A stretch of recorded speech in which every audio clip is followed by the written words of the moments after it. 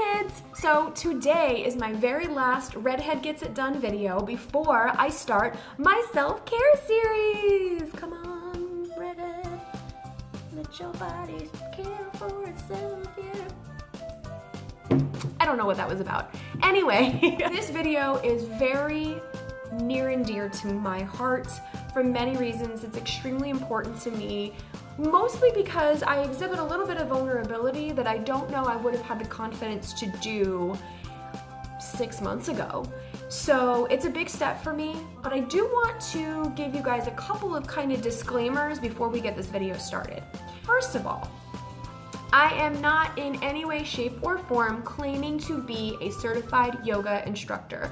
However, that is one of my dreams, and I do hope to raise and save enough money to take actual yoga teaching classes. I would love to be able to be a yoga teacher. This video is showing you a yoga practice that I have chosen that targets lower back and kind of hips and stuff, because that is what is most problematic for me. I experience a lot of pain and tension in my lower back and hip pelvic area regularly. So this practice is me showing you me doing the practice. Now, I am going to talk you through what I'm doing, the sensations that I'm experiencing, whether they're good or bad, suggestions that I have learned along the way, both in my yoga experience in life, as well as just through this video, so I can kind of show you examples of what this is doing for me and things that I think would help to make those things better, I guess. Does that make any sense? It's kind of an experimental video slash observational video. So anyway, the intention is, as I said before, to show you my process during yoga. And I also did this for a couple of reasons. One is I've kind of sort of recorded myself slash watched myself doing yoga before, but I haven't truly seen the way that I look doing certain poses. And I also want to go by saying that the way that you look doing a pose is not as important as the way you feel doing a pose. The only reason why I wanted to see how I look is because I do feel that I may be able to see some mistakes that I'm making, where while I was in the pose, I may have thought to myself, this doesn't feel right, it's not necessarily painful, but it just doesn't feel like it's doing what it's supposed to do and I can't figure out why. Well, I can go back and look and go, oh, well, there you go. The video starts that way. It starts saying, oh, well, there you go, that's why that didn't feel the way that it should have, because I was doing that. So it helped me to become a better yoga student, and I hope that it will help you guys to kind of avoid the same sort of mistakes or learn how you can be a better yogi when you're going into your practices, whether you're brand new and have never done yoga before, or even if you are more experienced and I don't know, maybe I can help you guys somehow. So that is one of the biggest reasons why I made this video, was to just help myself become a better yoga student. I really wanted to share this video because I wanted to expose my own vulnerabilities to you guys. Speaking your vulnerabilities into existence takes away a lot of their power. And so I am not super comfortable with the way that I look. I am not as comfortable in my skin as I have been before or as I want to be. And so I think sharing this with you guys will help me to remove some of the power that I've given to that vulnerability. And I hope that I can connect with somebody on that same level. I know that everybody has some kind of something that they feel just icky about in relation to themselves. And it may not even be something physical, but I just truly believe that, again, speaking to your vulnerabilities and speaking the truth about how you feel about them removes its power. Does that make any sense? Maybe I'm crazy. I don't know. Those are just some of the biggest reasons why I wanted to post this video. I also wanted any of you out there who do have a little more yoga experience, whether you're teachers or you've just been doing yoga regularly for a long period of time, if you have any pointers on my poses, or just if you have any pointers at all when you're watching this video and you're thinking, oh, Redhead, if you would have just done this, it would have been so much better. Or, ooh, she really just bent that way. Oh no. Whatever it is, think of this as my audition tape to you, so you can come back and give me pointers so I can be the best yogi that I can be. Yeah, that's what we're all here for, to be the best us's that we can be. I really hope you guys enjoy this video. Don't forget to subscribe, don't forget to thumbs up, click the little bell thingy, all that stuff, because tomorrow starts the self-care series and I am very excited. This is something that I have been thinking about for a while and I really want you guys to be a part of it. So please watch, please subscribe, tell your mom, tell your dad, tell your mailman, tell the ice cream truck guy. Those things still exist because they drive around my neighborhood almost every day.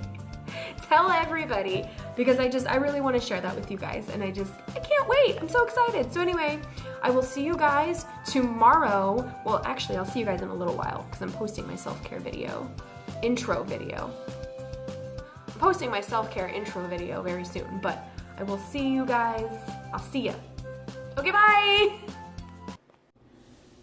So we'll start out here in child's pose. I've got my arms stretched out in front of me, forehead on the mat, straight flat back. And here I've chosen to put my knees together and my toes together. I'll show you in just a minute a different variation of that. But here I have my butt sticking way too far up in the air. This isn't painful, this isn't harmful to me, but it's just not getting, oh, hi kitten. It's just not getting what I need to get out of child's pose as far as stretching and restoration of my lower back goes. So I'll go ahead and put up here in the left corner a demonstration of a better way to do child's pose to really get the most out of it for your lower back. Here is that other variation. I've decided to spread my knees out to either side of the mat. It helps to get a deeper stretch into your lower back. And I've focused more on trying to point my butt down closer to my closer to my ankles and my heels. When you're in yoga class or when you're watching yoga videos, you may see people who've gotten a lot closer to their ankles and their heels. That's great. If you can't get that close, that's okay. You have to listen to your body and find out what feels the best. Next, I am extending to the left side by walking my fingertips out, adjusting my forehead a little bit further to the left on the mat.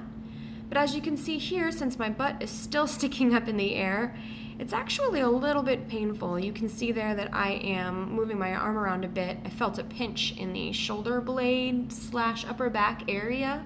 This is meant to give you a good stretch from your lower back on the right side up to your shoulder.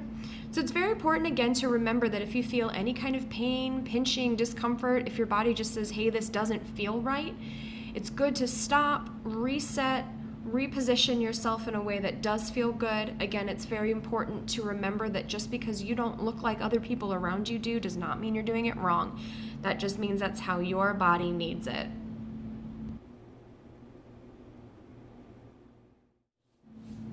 Now I'm taking it over to the right side and I'm having the same issue here. I've walked my fingertips over, I've moved my forehead over a little bit, but there, as you see, I've got a little bit of a pinch in my shoulder.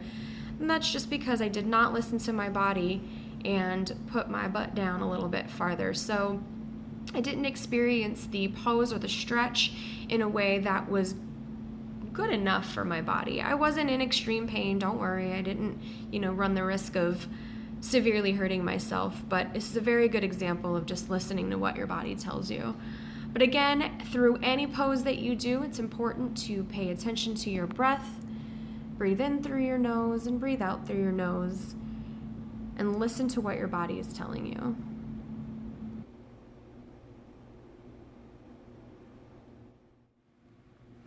Next, I go into cat-cows. Here, I make sure that my wrists are directly underneath my shoulders, knees directly underneath my hips, and my feet are spread equally apart.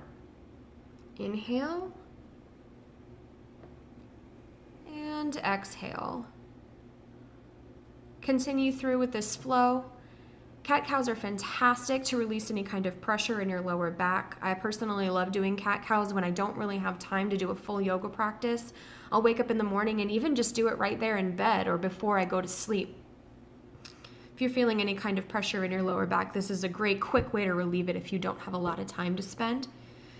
Another important thing is to make sure that you're not, I like to call it turtling with your shoulders, basically meaning pulling your head in and scrunching up your shoulders like you're a turtle going back in its shell. You want to make sure that your neck is long, your back is long, and that your whole body is basically as elongated as you can get it while you're going through these cat-cows. And of course, always make sure to breathe and flow through this entire pose. Now this here, threading the needle, may possibly be my favorite yoga pose ever. You want to stretch your right arm out in front of you and then thread it underneath you to the left side. And then here I've stretched my left arm out in front of me. I've seen some people stretch it all the way out. I've seen some people who have almost made an L shape with it. It's really what's most comfortable for you. And then I just rest my head here on the mat and breathe. I feel like this helps so much with many parts of your body. It definitely stretches out my shoulders and my upper back all the way down into my lower back. This pose is just fantastic. Again, this is a really great pose to do on its own if you're feeling a little tight in your upper back and your shoulders. You could just do this really quickly to help loosen that up. Then I slowly come out of it. Again, always remember to breathe through all of my motions. Left arm forward, thread underneath, and repeat on the other side. Always remember to breathe consistently through your nose, in and out, through your movements. And here it is very important to just relax. I spent this whole time just relaxing every little inch of my body from the tip of my head to the tip of my toes, and it really felt incredibly restorative in many more parts of my body than I had expected.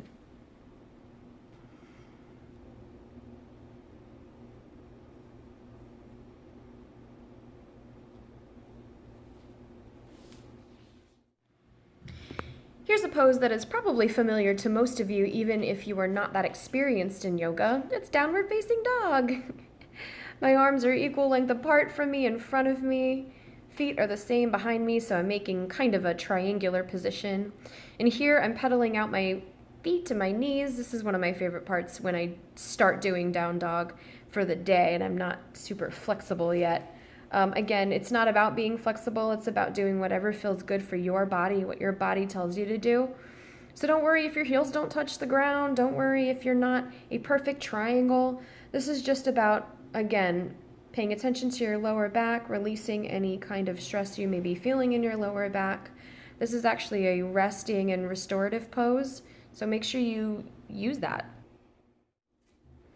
Now I'm going to do what's called a twisted dog. I'm going to take my right hand and put it over to my left heel.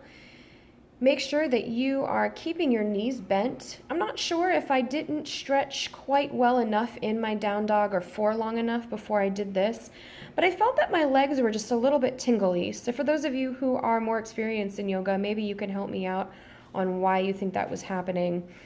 I went ahead and flipped it over here and did the same with my left arm to my right heel / ankle, shin, calf area. And again, as you can see, I'm really bendy into my knees. I did not spend nearly as much time in this pose as I wanted to because it just did not feel comfortable. So I want to revisit that and see what I can do to help get the best out of that pose. Next up is ragdoll. This is another really good pose if you don't have a lot of time to do a full yoga practice, but you notice a lot of like tightness and pain and whatnot in your lower back. This is a great little thing to do to help loosen it up a bit. Make sure that you are folding forward, knees slightly bent, or a lot bent, whatever works. You make sure not to scrunch forward, if that makes any sense. You want to keep a flat back. And you can go ahead and clasp your elbows together and sort of sway and rock back and forth. Again, whatever feels good for your body. If you notice that moving back and forth is not super comfortable, then that's fine. If you notice that moving a lot back and forth helps to kind of massage and loosen up your lower back, that's also great. The biggest thing is whatever you choose to do or whatever your body tells you to do, just breathe. Make sure you're always breathing through it and breathing through your motions. I really, really, really love this pose for my lower back. It never fails to loosen up any kind of ickiness that I'm feeling there.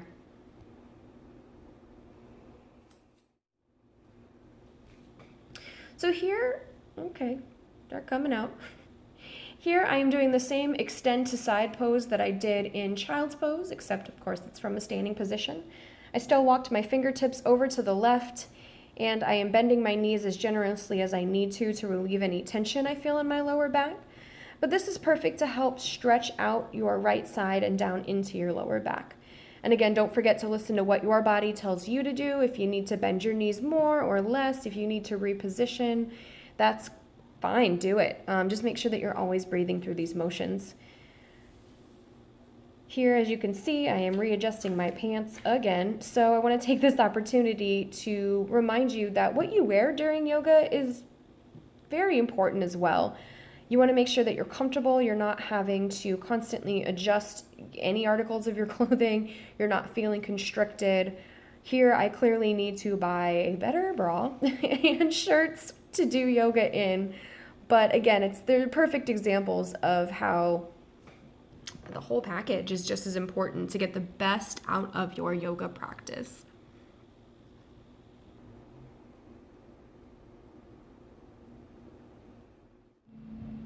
Now I'm going to move into Cobra. So I take my time getting my feet to the back of my mat, slowly lowering down. Then I'm going to put my palms face down on the mat, my forearms face down on the mat, and the tops of my feet face down on the mat. Lift my chest up, long neck. I heard somebody say in a video once, imagine that there's a string in the top. Hello there. Imagine that there's a string in the top of your head that someone is slowly pulling upward. And you want to send your chest forward, sending out all the love. This feels really, really great for your lower back as well.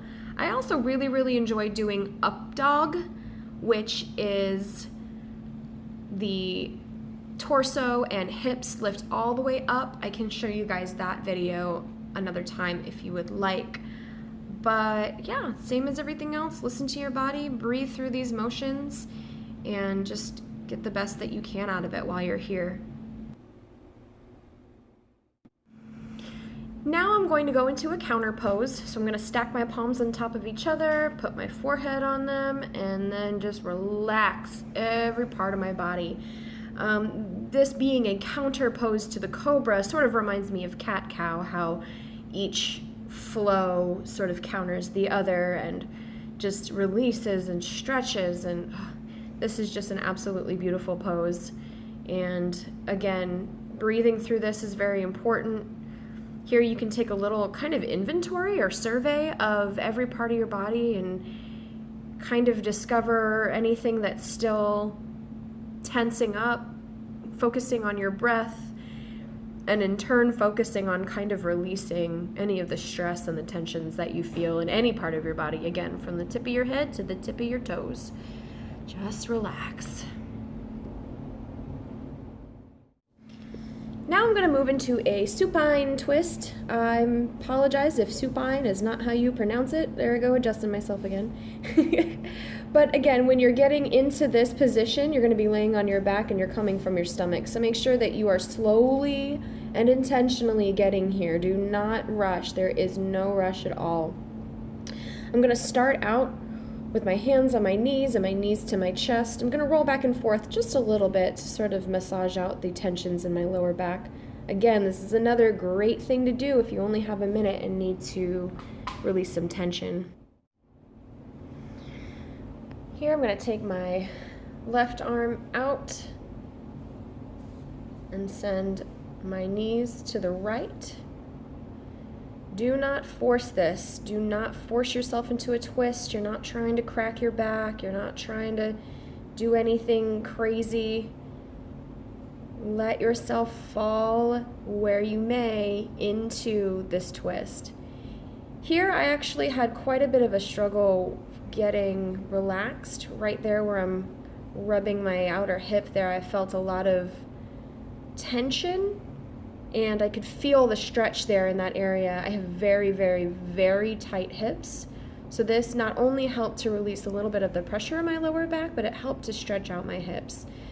I have seen a lot of yoga instructors say that it's important during these supine twists to stack your knees. That's something that I'm struggling with quite a bit. So again, if any of you have any suggestions on how to better get into and stay into this pose to receive the full benefits from it, please let me know. Here I'm just going to the opposite side, and you can get a better view of how my knees just are not quite stacked up onto each other. I actually tried this practice on my own again yesterday. I recorded this video a few days ago and tried wiggling around in a couple of different ways to get my knees stacked, and I just couldn't quite get there. That could be because this is not a position that I typically practice, so just like with anything else, perhaps practicing this will help to loosen me up a little bit more and get me into a more conducive, cohesive, not sure the word to use there, but just a better all-around stretch with my knees stacked on each other. But again, if your hips, the outer side of your hips are bothering you and your lower back is bothering you, this is another great pose to relieve those tensions and stretch out those muscles.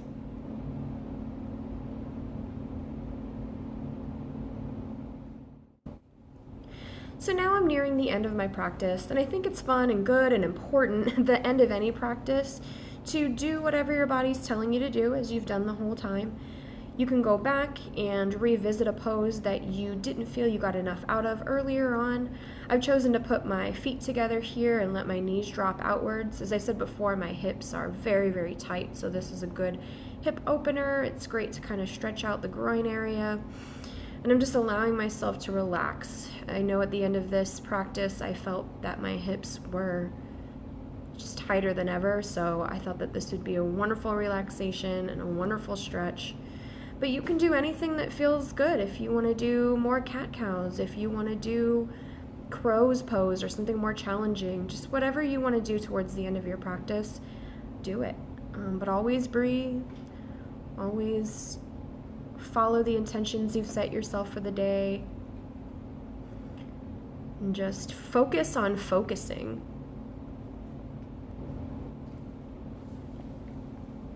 Here I'm going to take my time sitting back up. Hi there. Always take your time, readjust. I'm going to sit cross-legged here on the front of my mat, assisting my feet inward a little bit more. Again, super tight. Take a deep breath in, reach your head up to the sky, shoulders back and down. And here I felt that my neck was pretty tight. I felt a lot of tension in my neck, so I decided to do a couple of little neck rolls here. Just like all the other poses and positions that you do, don't force anything. I'm just allowing my head and my neck to roll slowly around. Not forcing it, not trying to crack or pop my neck. If any of your joints snap, crackle, and pop like mine do all the time on their own, that's totally fine, but you never want to force it. I'm going to choose to do a mudra here, which I always feel comfortable doing, which is my thumb and my middle finger. The funny thing about this is I don't fully know what they mean, and so I'd like to study mudras a little bit more. If you know what this one symbolizes, feel free to let me know in the comments below. This is just where I feel comfortable at the end of my practice. Thank you guys so much for watching. Don't forget to leave comments and let me know what this did for you, what suggestions you have for me. The warrior in me honors the warrior in you. Namaste.